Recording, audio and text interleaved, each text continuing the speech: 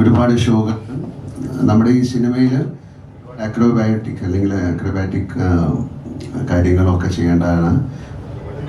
ഒക്കെ ചെയ്യേണ്ട ഒരാളായതുകൊണ്ടാണ് മനോജിനെ കാസ്റ്റ് ചെയ്തിരിക്കുന്നത്. കഥ ഒരു ബംഗാളി ആണ്. ഒരു ബംഗാളി ഫിലിമുകളിലും അതുപോലെ തന്നെ ഹിന്ദി ഫിലിംസിലൊക്കെ ഉള്ള ഒരാളാണ്. ഏറ്റവും നന്നായിട്ട് ഇവരെല്ലാം പെർഫോം ചെയ്തിരിക്കുന്നു എന്നുള്ളതാണ് ഇതിൻ്റെ ഈ സിനിമയുടെ പ്രത്യേകത. അദ്ദേഹം ഒരു ഗിന്നസ് ബുക്ക് ഓഫ് വേൾഡ് ഉള്ള ആളാണ് ഹരി. അദ്ദേഹം വലിയ കളരി നടത്തുന്ന ആളാണ്. കളരിപ്പയറ്റുകാരനാണ്. നമ്മുടെ ആക്ഷനിലൊക്കെ അദ്ദേഹം സഹകരിച്ചിട്ടുണ്ട്. അതുപോലെ വളരെ നല്ലൊരു ഡാൻസറാണ്. സെൻറ്റ് തെരേസസിലെ ഡാൻസ് പഠിക്കുന്ന കുട്ടിയാണ്. അത് സുചിത്ര, അവരും നല്ലൊരു ഡാൻസറാണ്. തീർച്ചയായിട്ടും ഇങ്ങനൊരു ഈ സിനിമയ്ക്ക് ഇങ്ങനെ ഒരു മുഖം വേണമെന്ന് പറഞ്ഞപ്പോൾ തീർച്ചയായിട്ടും അത് ആ സിനിമ കാണുമ്പോഴേ അറിയുള്ളൂ. അതിലേക്ക് ഏറ്റവും ആപ്റ്റായിട്ടുള്ള മണികണ്ഠനെ എല്ലാവർക്കും അറിയാം. വേറെ പരിചയപ്പെടുത്തേണ്ടല്ല, ഞാനിതൊന്ന് പരിചയപ്പെടുത്തണമെന്ന് പറഞ്ഞുകൊണ്ട് പരിചയപ്പെടുത്തണം. Thank you. So much. ഒരു എനർജറ്റിക് കൈയ്യടി കൊടുത്താൽ എല്ലാവരും നമ്മുടെ മീഡിയ ചോദ്യം ചോദിക്കാനുള്ള സമയത്തിലേക്കാണ്. വലിയൊരു ക്യാൻവാസിലാണ് ഈ സിനിമ ചെയ്തിരിക്കുന്നത്. പക്ഷെ ഒരു സിനിമയ്ക്ക് വേണ്ട എല്ലാ കാര്യങ്ങളും, ഒരു കഥ പറയുമ്പോൾ നമുക്ക് എന്തൊക്കെ വേണോ അതെല്ലാം ഉണ്ട്. അതിൽ പ്രേമമുണ്ട്, പ്രണയമുണ്ട്, വിരഹമുണ്ട്, ദുഃഖമുണ്ട്, സന്തോഷമുണ്ട്, പ്രതികാരമുണ്ട്, അസൂയുണ്ട്. അങ്ങനെയുള്ള ഹ്യൂമൻ ഇമോഷൻസ് മുഴുവനുള്ളൊരു സിനിമയാണ്. അതിനെ എങ്ങനെ പ്ലേസ് ചെയ്തിരിക്കുന്നു എന്നുള്ളതാണ്. അത് നമ്മൾ സാധാരണ കാണാത്തൊരു ടെറൈനിൽ. നമ്മളിപ്പം ഇത് കേരളത്തിൽ നടന്ന ഒരു കഥയാണോ എന്ന് ചോദിച്ചാലല്ല, ഇതെവിടെ നടന്നതാണെന്ന് നമുക്ക് പറയാൻ പറ്റില്ല. ഇന്ത്യയിൽ എവിടെയോ ഒരു സ്ഥലത്ത് അതിന് എത്ര പഴക്കമുള്ളൊരു സിനിമയാണെന്ന് കാലമാണെന്ന് നമുക്ക് പറയാൻ പറ്റില്ല. അതുകൊണ്ടാണ് കാലദേശങ്ങളില്ലാതെ പറയുന്നത്. അപ്പോൾ അതിലുപയോഗിച്ചിരിക്കുന്ന അതിൻ്റെ കോസ്റ്റ്യൂം ആയാലും അതിൻ്റെ ഭാഷയായാലും അതിലെ ഗാനങ്ങളായാലും അതൊരു കഥ പറയുന്ന രീതിയാണ്. അപ്പോൾ അതൊരു വലിയ ക്യാൻവാസിലാണ് ഏറ്റവും മനോഹരമായിട്ട് ഷൂട്ട് ചെയ്തിരിക്കുന്ന സിനിമ എന്ന് ഞാൻ പറയുന്നു. കാര്യം അതിൻ്റെ ക്യാമറ വർക്ക് ഈസ് സൂപ്പർ, അതിൻ്റെ മ്യൂസിക് ഈസ് സൂപ്പർ. അങ്ങനെ ഒരു സിനിമ നന്നാകണമെങ്കിൽ അതിലെല്ലാവരും നന്നായിട്ട് അഭിനയിക്കണം, അതിൻ്റെ ക്യാമറ നന്നായിരിക്കണം, പാട്ട് നന്നായിരിക്കണം, ലൊക്കേഷൻ നന്നായി, ഒരുപാട് ഫാക്ടറുണ്ട്. അതിലുപരി അതിനൊരു ഭാഗ്യവും വേണം. ആ ഭാഗ്യത്തിന് വേണ്ടിയിട്ടാണ് നമ്മൾ വെയിറ്റ് ചെയ്യുന്നത്. അല്ലാതെ സിനിമ എന്നുള്ള രീതിയിൽ എന്നെ സംബന്ധിച്ചിടത്തോളം ആസ് ആൻ ആക്ടർ എനിക്ക് വളരെയധികം സംതൃപ്തി തരുന്ന ഒരു സിനിമയാണ്. നമ്മൾ സാധാരണ ചെയ്യാത്ത സിനിമ എന്ന് പറഞ്ഞാൽ ബാക്കി എല്ലാം ഉണ്ട്, പക്ഷെ അതിനെ എങ്ങനെ ട്രീറ്റ് ചെയ്തിരിക്കുന്നു എന്നുള്ളതാണ് ഡിഫറൻറ്റ്. അപ്പോൾ ഇത് പല ഭാഷകളിലേക്ക് ഡബ് ചെയ്യുന്ന അവസരങ്ങളിലൊക്കെ അവിടുത്തെ ആൾക്കാർ പറഞ്ഞ കാര്യങ്ങളാണ് ഞാൻ പറയുന്നത്. അവരാരും ഇത്തരത്തിലൊരു സിനിമ കണ്ടിട്ടില്ല, ഇത് വളരെ ഡിഫറെൻ്റ് ആയിട്ടുള്ളൊരു സിനിമയാണ്. അപ്പോൾ എൻ്റെ അടുത്ത് ഈ കഥ പറയുന്ന സമയത്തും ഇതിങ്ങനെയാണ് ചെയ്യാൻ പോകുന്നത് പറയുന്ന സമയത്തൊക്കെയുള്ള ഒരു ആക്ടർ എന്നുള്ള രീതിയിൽ എൻ്റെ ഒരു എന്താണ് അതിലേക്ക് എടുത്തു ചാടിയത് അതുകൊണ്ടാണ്. പിന്നെ തീർച്ചയായിട്ടും വിജയ് എനിക്ക് എത്രയോ വർഷമായിട്ട് അറിയാവുന്നതാണ്. അദ്ദേഹത്തിൻ്റെ സിനിമകൾ ഞാൻ കണ്ടതാണ്. ഞങ്ങൾ ഇതിനു മുമ്പ് പല സിനിമകളെക്കുറിച്ച് ഡിസ്കസ് ചെയ്തതാണ്. പക്ഷേ ഇങ്ങനെ ഒരു കഥ വന്നപ്പോൾ തീർച്ചയായും ഷിബു അതാണ് കൂടുതൽ ഇനിഷ്യേറ്റീവ് എടുത്ത്. അങ്ങനെ ഒരു കഥ വന്നപ്പോൾ ഇതിൻ്റെ അകത്തൊരു പോസിബിലിറ്റി ഉണ്ട്. ഒരു വലിയ ക്യാൻവാസിലേക്ക് നമ്മൾ ചിന്തിച്ചതിനേക്കാളും വലിയ ക്യാൻവാസിലേക്ക് ആ ചിത്രം കൊണ്ടുപോകേണ്ടി വന്നു.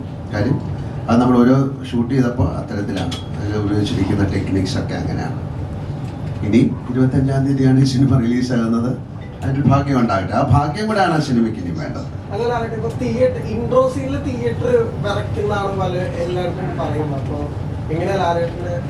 വിറയ്ക്കുമോ എന്നൊക്കെ എനിക്ക് പറയാൻ പറ്റില്ല. കുഴപ്പമില്ല എന്ന് തോന്നുന്നു. അങ്ങനെയല്ലല്ലോ, ഒരു പ്രസന്റ് ചെയ്യുന്ന രീതിയാണല്ലോ.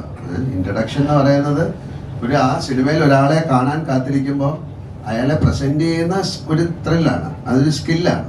ആ സ്കില്ല് ഈ സിനിമയിൽ ഉണ്ടായിരിക്കാം. നീ കണ്ടിട്ടേ പറയാൻ പറ്റുള്ളൂ. ഇനി മോൻ വിറച്ചില്ല എന്ന് പറഞ്ഞിട്ട് എൻ്റെ അടുത്ത്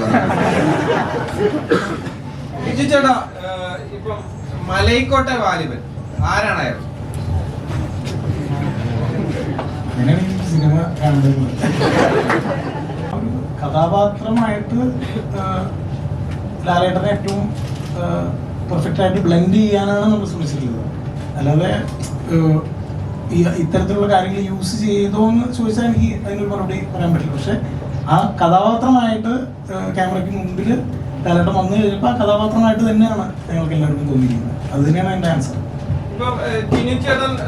സൂചിപ്പിച്ചിരുന്നു ലാലേട്ടന്റെ ഇന്റർവ്യൂ കാണാൻ നേരത്ത് എന്താണ് അദ്ദേഹം ആ ചിത്രത്തെ തിയേറ്ററിന്റെ പുറത്ത് നിന്നായിരിക്കും അത് ആസ്വദിക്കുക. കാരണം തിയേറ്റർ ഇങ്ങനെ കുലുങ്ങും, അത് കാണാൻ വേണ്ടിയാണെന്ന് പറഞ്ഞിരുന്നു. അപ്പം യഥാർത്ഥത്തിൽ ഈ മലൈക്കോട്ടെ വാലിബൻ തിയേറ്റർ ഇളക്കി മറിക്കുമോ? കുലുങ്ങുന്ന കാര്യം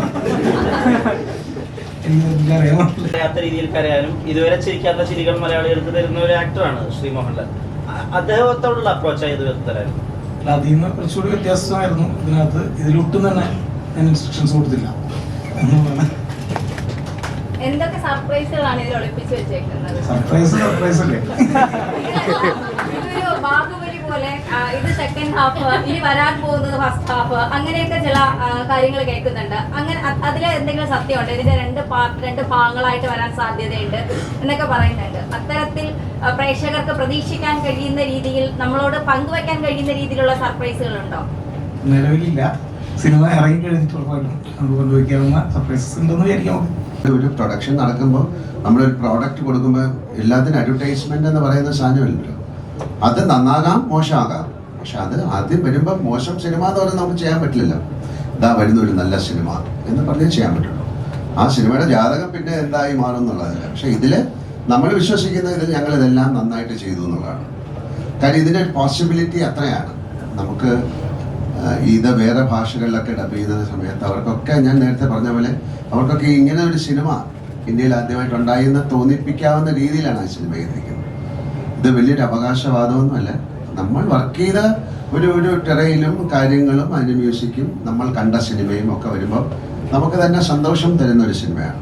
അപ്പോൾ തീർച്ചയായിട്ടും ആ ഹൈപ്പ്, പിന്നെ ഈ പ്രതീക്ഷ എന്താണെന്ന് നമുക്ക് പറയാൻ പറ്റില്ല. പ്രേക്ഷകന്റെ പ്രതീക്ഷ എന്താണെന്ന് അതൊരു അറിഞ്ഞുകൂടാത്തൊരു കാര്യമാണ്. ആ ഒരു പ്രതീക്ഷയുടെ കുറച്ച് താഴെ ആയാൽ പോലും സഹിക്കും. അതിൽ ഏറ്റവും താഴെ പോയി കഴിഞ്ഞാൽ അവർ സഹിക്കില്ല. പക്ഷെ ആ പ്രതീക്ഷ എന്താണെന്ന് അറിയില്ല. പക്ഷെ ഞങ്ങളുടെ പ്രതീക്ഷയിൽ ഈ സിനിമ നല്ല സിനിമയായിരിക്കും. അതുകൊണ്ട് മെസ്സേജ് ഇതാണ്: ഒരു മുൻവിധിയോടും കൂടി ഈ സിനിമയെ സമീപിക്കരുത്. തുറന്ന മനസ്സിൽ ഒരു തിയേറ്ററിക്കൽ എക്സ്പീരിയൻസുമായിട്ട് നിങ്ങളെത്തുക. ഷിവസാർ ഇവിടെയാണ്, നല്ലൊരു രാഷ്ട്രീയക്കാരനാണ്, മന്ത്രിയായിരുന്നിട്ടുണ്ട്. അതുകൊണ്ടാണ് തോറ്റിരിക്കുന്നത്. അല്ല, കണ്ടത് നിജം, കാണാത്തത് പോയി, നീ കണ്ടതെല്ലാം പോയി, ഇനി കാണപ്പോകുന്നത് നിജം.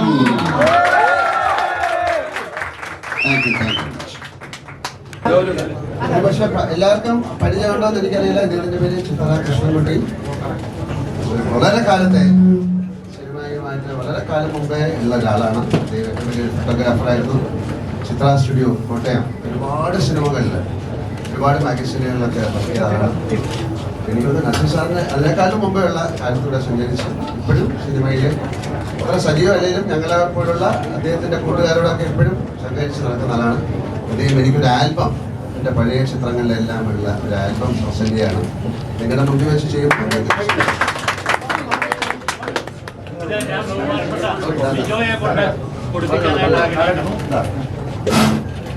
പറഞ്ഞോളൂ.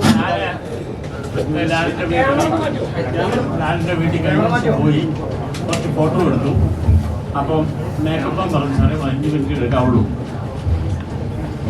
15 മിനിറ്റ് എടുക്കാവുള്ളൂ, വേറെ ആൾക്കാരൊക്കെ ഉണ്ടെന്ന് പോയി. 28 മിനിറ്റ് കൊണ്ട് 140 ഫോട്ടോ എടുത്തു. അതിൽ 80 പടം ഇതിനകത്തുണ്ട്. പിന്നെ ഞങ്ങൾ കുടുംബപരമായിട്ടുള്ള പഴയ പടങ്ങളും ഇതിനകത്തുണ്ട്. ഇതെല്ലാം കൂടി ആയിട്ട് ലിയു കൊടുക്കും.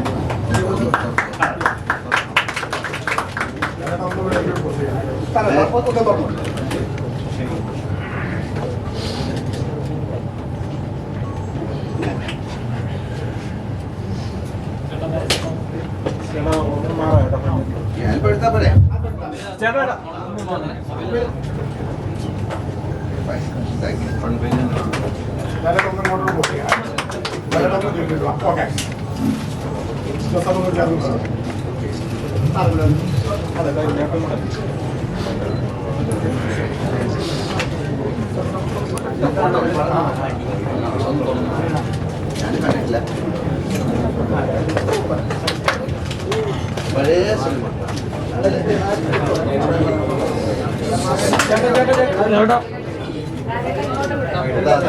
പഴയ ചിത്രങ്ങളാണ്.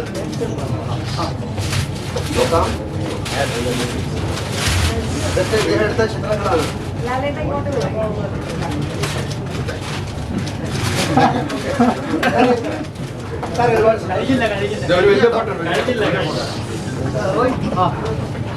ഈ വർഷം ഇദ്ദേഹത്തിന് സൂക്ഷിച്ചു വെക്കാനായിട്ടൊരു കലണ്ടർ. ഈ പടം ആദ്യമായിട്ട് ഒരു ആക്സിഡന്റ് പോലെ ഉണ്ടായിട്ട് കോഴിക്കോട് മഹാറാണി ഹോട്ടലിന്റെ ഏറ്റവും മുകളിൽ കൊണ്ടുപോയി എടുത്ത ഫോട്ടോയാണ് ആ കാലയിലെ പരിപ്പുണ്ട്. അതെ അതെ.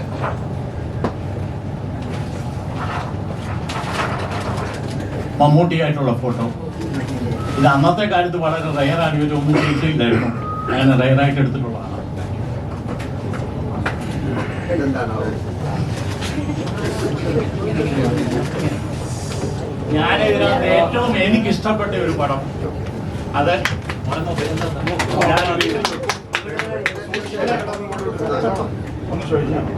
Thank you.